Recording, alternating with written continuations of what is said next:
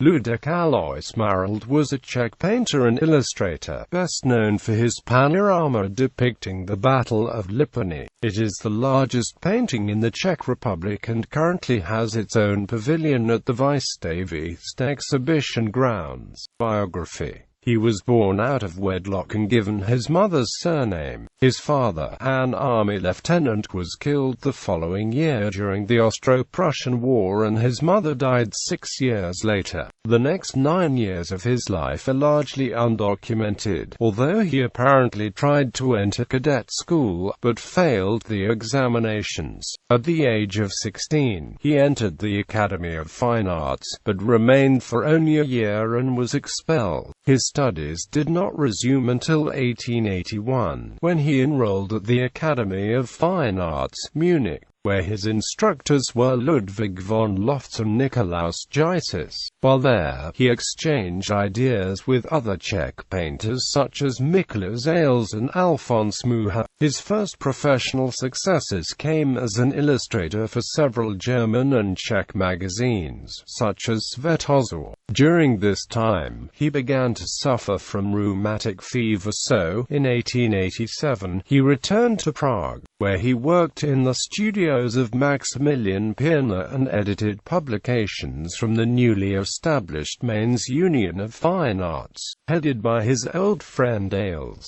2 years later, he received a state scholarship to study in Paris, where he found a position in the studios of Pierre-Victor Galland. In 1891, he was married. The following year, after Galland's death, he gave up his scholarship to become a freelance artist. He continued to create illustrations for periodicals and books by Czech authors and received a gold medal at an exhibition in Munich in 1892.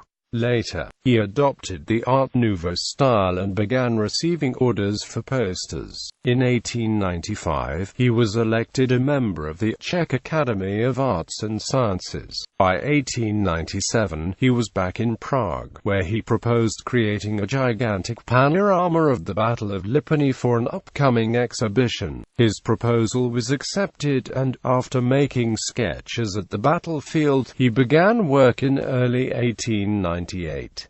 He collaborated with Karel Raska, the landscape painter Václav Jansa, colorist Theodor Hilsa, and the animal painter Ludvík Vacatko.